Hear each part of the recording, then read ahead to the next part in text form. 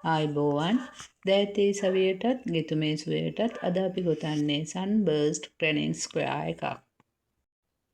මුලින්ම මැජික් රින් එකකින් පටන් අරගෙන චේන් 3ක් ගොතලා ඩබල් ක්‍රොෂේ ගොතනවා.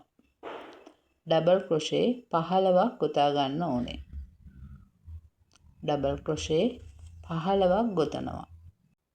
දැන් ස්ලිප් නොට් එකකින් රවුම සම්පූර්ණ කරගන්නවා.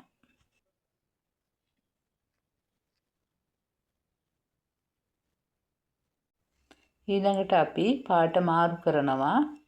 අපි කොළ පාට ගන්නවා ගොතන්න. දැන් අපි ගැට ගහන්නේ නූල් දෙක. හිමීට මෙන්න මේ වගේ නූල සම්බන්ධ කරගන්නවා. පස්සේ කොන් කපලා දාන්න පුළුවන්. දැන් තුන් පොට පෙරවිල්ල නැත්නම් ට්‍රිබල් ක්‍රොෂේ වලින් මේ සිදුර සම්පූර්ණ කරගන්නවා.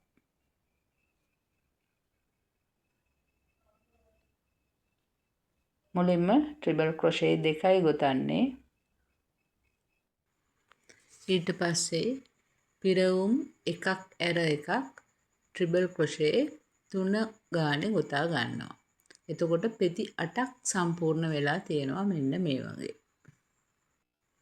අවසාන පෙත්තත් මෙන්න මේ වගේ ට්‍රිපල් ක්‍රොෂේ 3කින් සම්පූර්ණ කරනවා. තුම්පට පෙරවිලි 3කින් සම්පූර්ණ කරනවා.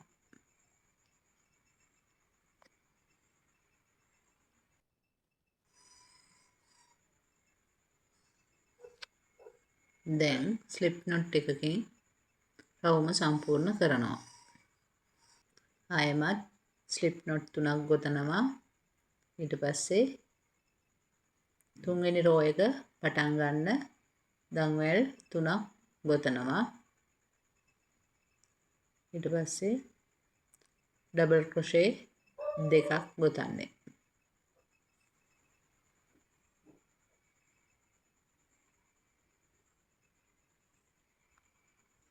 ඊට පස්සේ දන්වැල් 2ක් ගොතලා ආයෙ සැරයක් ඩබල් ක්‍රොෂේ 3ක් ගොතනවා.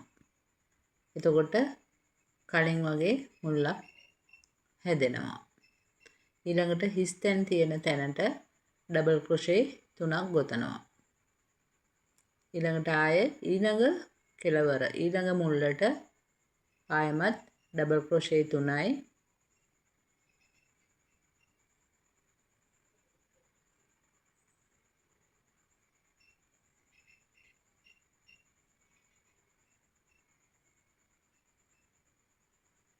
දන්වැල් 2යි ගොතනවා.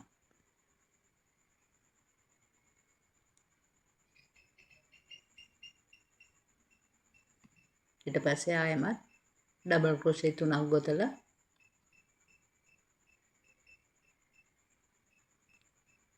ඒ මුල්ලත් සම්පූර්ණ කරගන්නවා.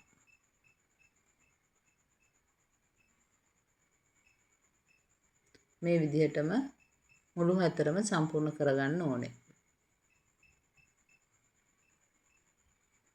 ඔය ටිකක් වකුටු වෙලා තියෙන ස්වභාවය නැති වෙනවා.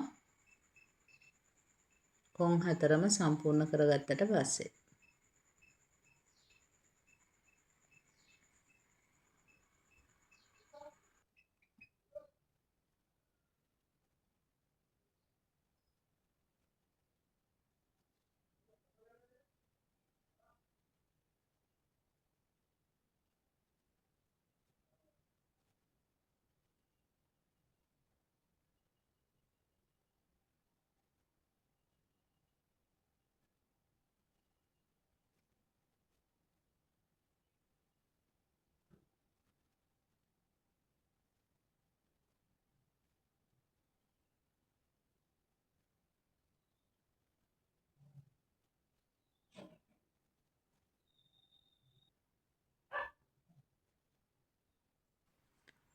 මේ සෑම පියවරකින්ම මනසේ සුවය අත්විඳින්න පුළුවන් හැමෝටම.